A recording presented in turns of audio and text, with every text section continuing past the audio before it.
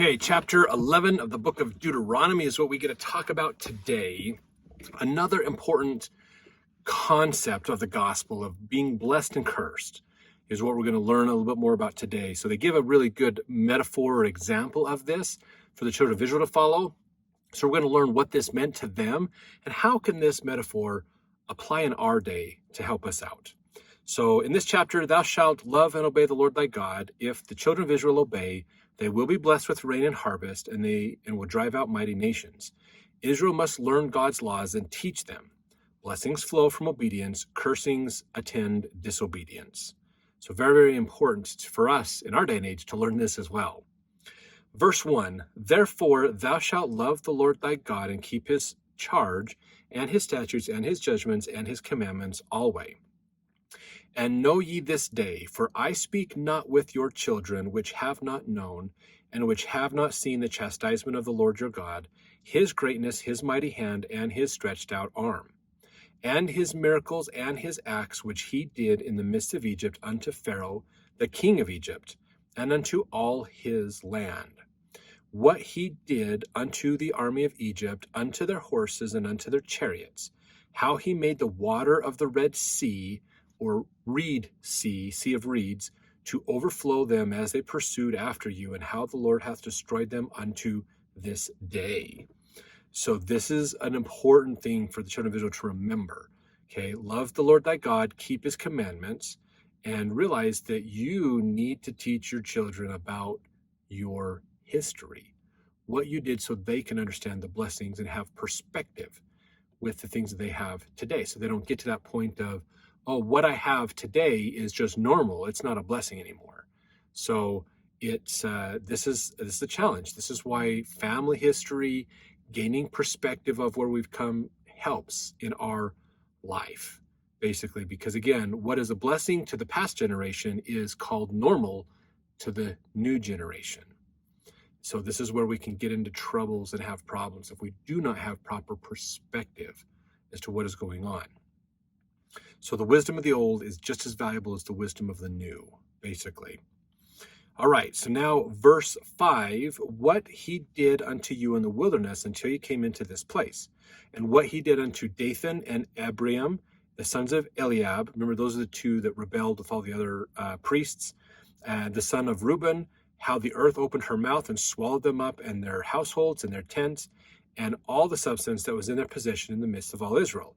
But your eyes have seen all the great acts of the Lord which he did. Therefore shall ye keep all the commandments which I have commanded you this day, that ye may be strong and go in and possess the land whither ye go to possess it, and that ye may prolong your days in the land which the Lord sware unto your fathers to give unto them and to their seed, a land that floweth with milk and honey. So again, reminding him, you need to teach where you have come from. The more your children understand where you have come from, the struggles and the challenges and the blessings that God has given you, how he helped you overcome things is super, super important, because that helps you gain perspective as to where you are at today. If all we focus on is today, we lose perspective. We don't understand the wisdom of what has been learned in the past. And that makes us not appreciate today. So family history is important. Genealogy is important because it helps with this and understanding where have we come. Understanding history, where have we come, helps us understand better what we need to do today. Very, very important. Verse 10, for the land whither thou goest in to possess it is not as the land of Egypt from whence ye came out, where thou sowest thy seed and waterest it with thy foot as a garden of herbs.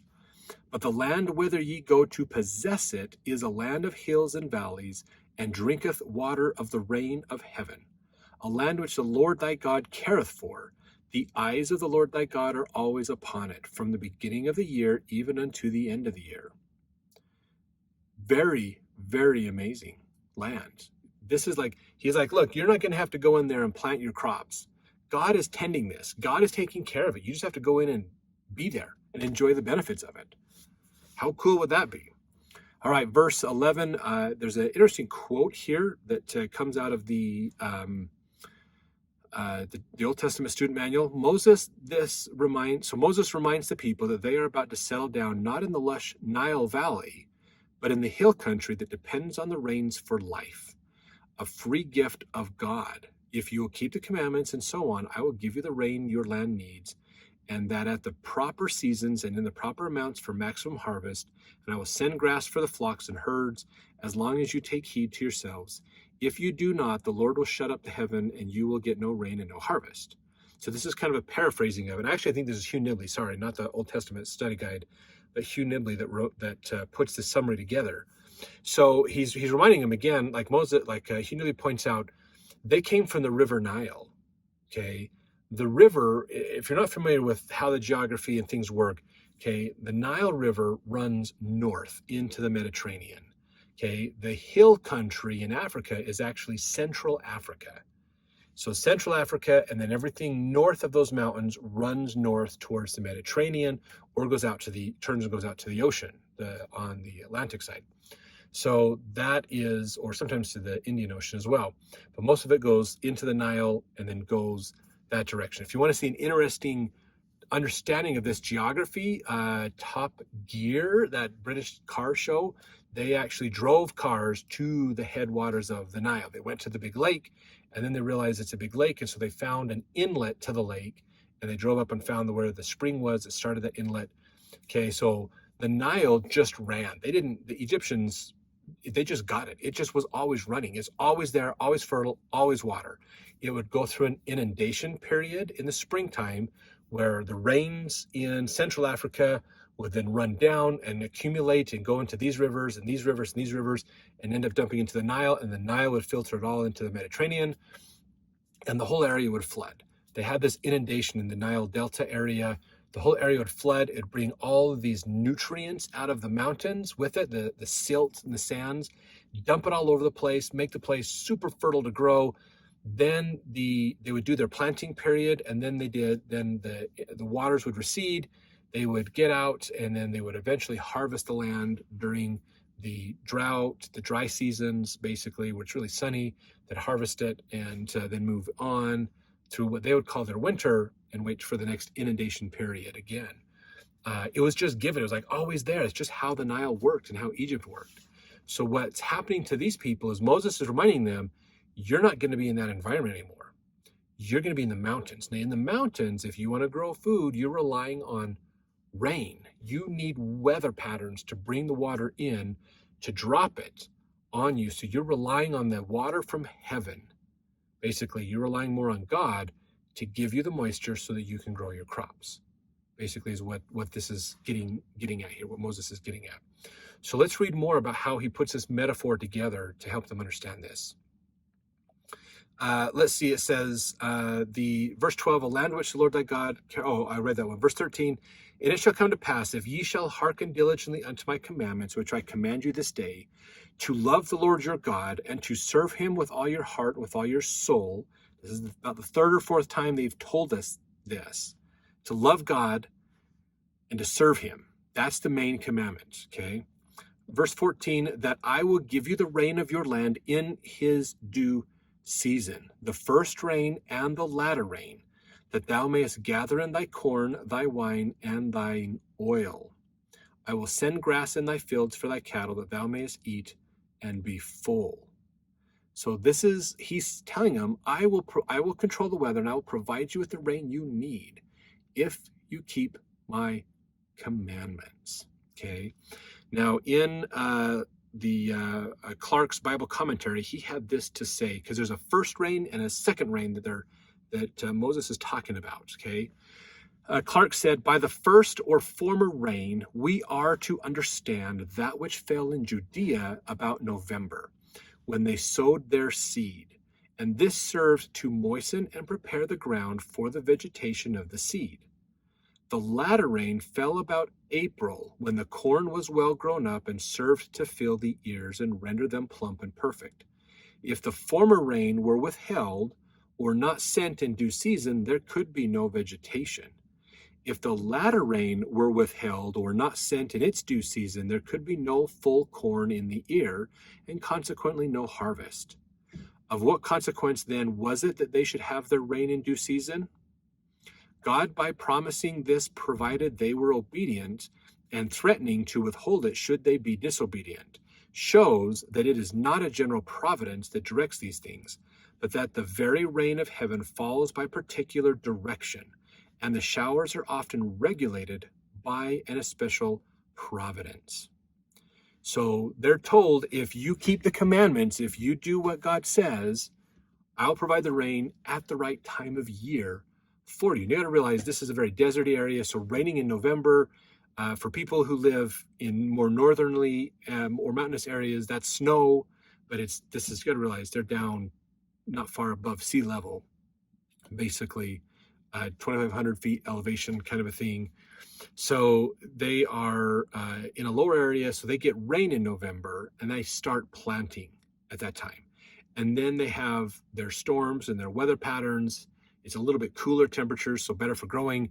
By April, they're harvesting all their crops. Now, I know in North America, April is when we're planting our crops because that's when it's warm enough to plant. It's outside of the cold of winter where things are going to freeze and die. But in their seasons, November to April is the better planting season. So by April, they're harvesting. They need two major rains. They need one to moisten the ground to plant it, and then one to finish it as it grows so that it's ready for harvest. And if either one doesn't happen, it can be catastrophic for the food supplies for the people. And all they have to do to guarantee they get plenty of water is keep the commandments. Love God and keep the commandments. Now, I know in our day and age, we don't necessarily literally, talk about this a lot, like, oh, my garden's not growing, my grass is dead, I need to pray more and keep the commandments more. But honestly, I wonder how much more rain and better weather we would get if more people did that. Truthfully. So important. I don't think this is something that's just reserved for the children of Israel. We have more blessings in our life, okay? I think it's safe to assume the way the world works right now is on very little blessings, because most of the way the world works right now is based on man's ideas, not God helping, but man doing it on his own. That's why we have the problems we do. If we follow the commandments individually, collectively, things will get better for us in our community. So let's follow the commandments more. Be an example to others of following those commandments will help tremendously. And I think we'll see more rains, literally and metaphorically, to bless our lives, to help us out if we're spending more time keeping the commandments and making that a bigger priority. It's not about irrigation. It's not about water. It's not about working more hours. It's about keeping the commandments, and God will provide the rest for us. Sounds easy, but it requires faith, and that's hard. So we need to work on that and be better. Okay, let's move on this. Okay, verse 16 is the admonition, the warning that Moses is now giving the people. He says, "Take heed to yourselves that your heart be not deceived, and ye turn aside and serve other gods and worship them. And then the Lord's wrath be kindled against you, and he shut up the heaven, and there be no rain, that the land yield not her fruit, and lest ye perish quickly from off the good land which the Lord giveth you." Now, this is very, very important for us to understand. They've talked about this several times, but I like how it's phrased here with weather and your crops, okay? If you think about this, as you look back at the descriptions of what this land is going to be like, it's flowing with milk and honey, which means plenty of insects and animals, and there's plenty of flowers and plenty of water and springs, and they've dug wells, there's houses. Sounds like an ideal place to live, a great place to live, that kind of Big Rock Candy Mountain kind of an idea. If you're familiar with that old-timey song, this is fascinating. Now, if we look at it today, and hopefully you've had this thought at least once, if you followed all of these videos that we've done on the Old Testament, and if you've thought, so why isn't the land that way today? We're talking about Jerusalem and the surrounding area. It's desert. It's pretty barren. It's sagebrush and, things like that. It's not this milk and honey place that they're learning about. So why is that? We just are told why. The children of Israel didn't keep their commandments. And we know that because we have the perspective of knowing the future from reading ahead. Eventually the children of Israel do worship idols. They do go bad, and they are destroyed because of it. They are scattered, and the promise is they'll be gathered in the latter days, which they are right now. And that the land was basically destroyed. It's no longer flowing with milk and honey. The land was cursed, but will be blessed again. There is tremendous evidence that scientists have found that the Sahara Desert area used to be a tropical place, used to be a wonderful place, but climate changes came and things changed. Not because of carbon emissions or anything like that, but because the people were wicked. So if you want to change the climate today, if you feel like the climate is changing in bad ways and you want to change it, let's look at the days of Enoch and realize the great prophecy Enoch had, acknowledging that the elements in the world change because of the wickedness of the people, not because of their carbon emissions. Yes, carbon emissions are probably part of the problem. Honestly, they're probably still affecting it, but they're not the main cause. So the wickedness of the people is what causes climate change to happen most. If we want to change the climate, we need to encourage people to be righteous, to love God, acknowledge Him, love Him, follow His commandments, do what is right. That is what He's asking. And if we do that, the elements will come into balance again. When humans become in balance with God, the elements will become in balance with humans. The humans go out of balance with God like we have today, the elements will go out of balance with man also. So it's simple. It works that way. If you read the book of Enoch, go look at our videos in the Pearl of Great Price, in the book of Moses. It's the 2 chapters of Enoch. We talk about the book of Enoch a little bit more there, and some of those great wisdoms and things. We can read the book of Enoch. We have English translations of the book of Enoch. They found several copies of it in ancient writings, and we have those. Read it and understand. In fact, Hugh Nibley has a whole book called Enoch the Prophet, where he translates it and he talks about it and correlates it and pulls it all together for you. It makes it easy to understand. And that's one of the revelations that Enoch got, was that the elements of the world go in commotion in conjunction and according to the wickedness of the people. So the more wicked the people are, the more crazier the weather gets. The less wickedness the people have, the less crazy the weather gets. So if we want to stop crazy weather, we need to teach people to love each other and stop hating people. Stop doing this us versus them thing. Love people, even if they have a different political or religious opinion of you at all, or even if they have a different sports opinion than you. Love them. Love them despite your differences. Very, very important. Read the Articles of Faith. A lot of good stuff there.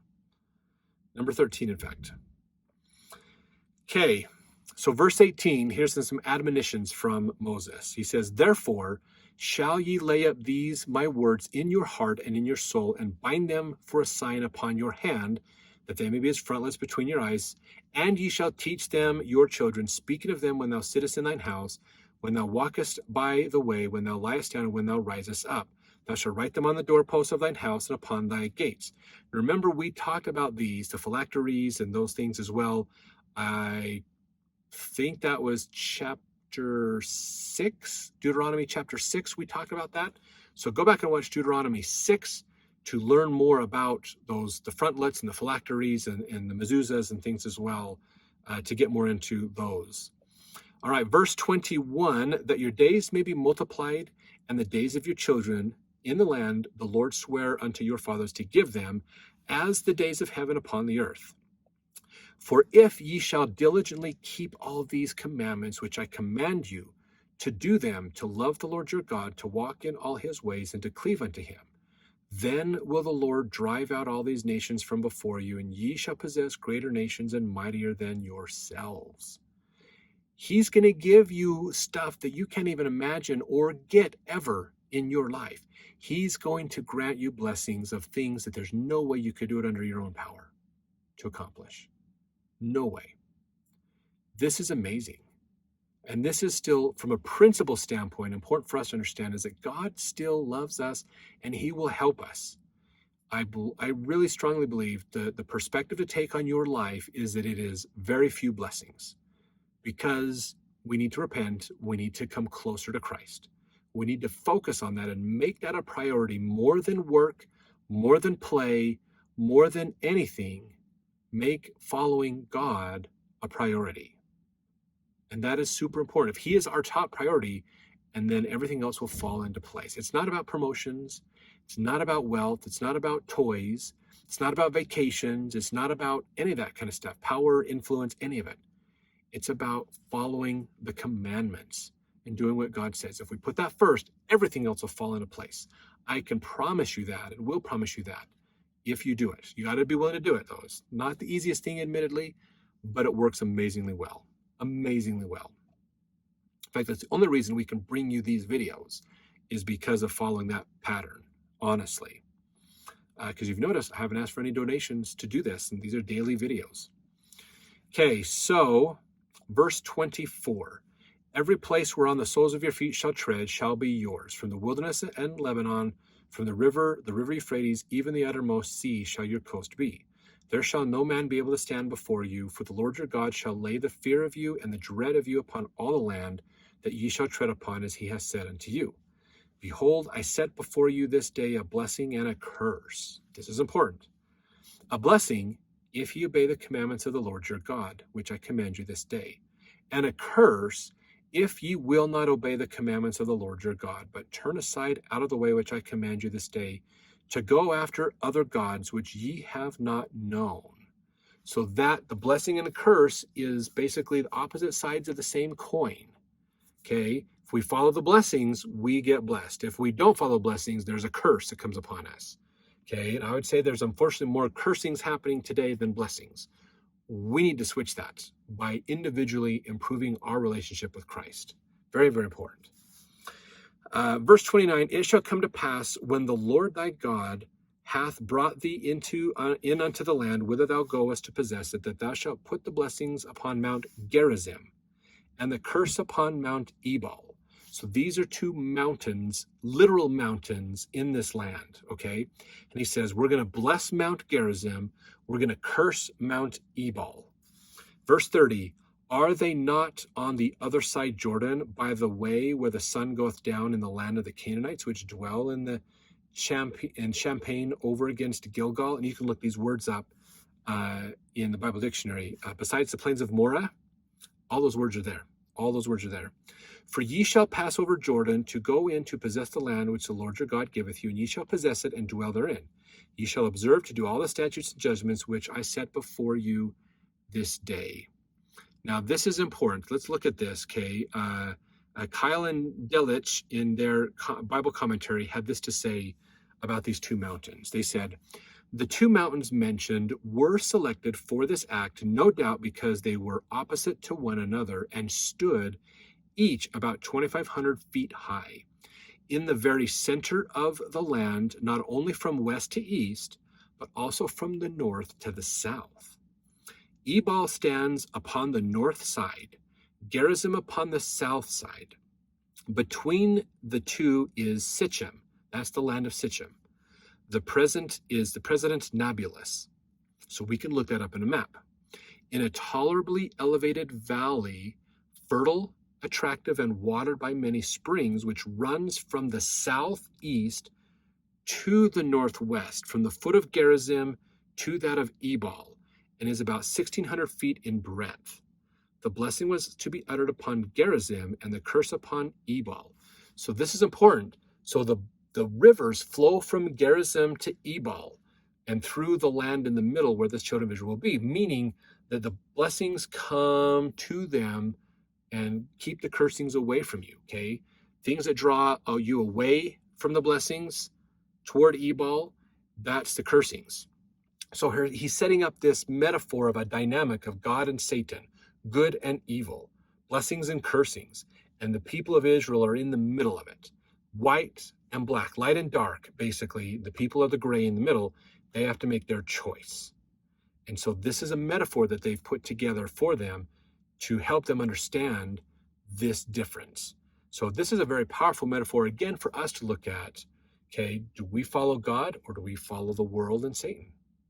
If we follow God, let me give you an indicator here. If you follow God, doing what is popular should seem weird. If doing what is popular is normal to you, then maybe we're not following God as much as we should. Following God should feel different from the world. And that's very important. Peculiar people, it is going to be different. If you try to follow God, but do everything the world's doing, you're playing the middle, and that's a dangerous place to be. You ultimately have to make a choice to go one way or the other. That's part of that great separation of the latter days, is determining which way you're going to go. You can't be neutral. You can't have a passive testimony anymore. You have to actively work on your testimony. If you don't actively work on your testimony, you'll automatically head towards the world. That's where we're at today in today's world. So you have to do this, okay? So this is a powerful metaphor for us to understand this dynamic, okay? And that's what Moses is wanting to teach these people, to help them understand, love God and serve him. And if you do, you'll be greatly blessed. If you don't, if you go the other way, it's going to be bad for you, and it's not going to work out. So thanks so much for watching, and we look forward to more lessons as we get into the next chapter of Deuteronomy.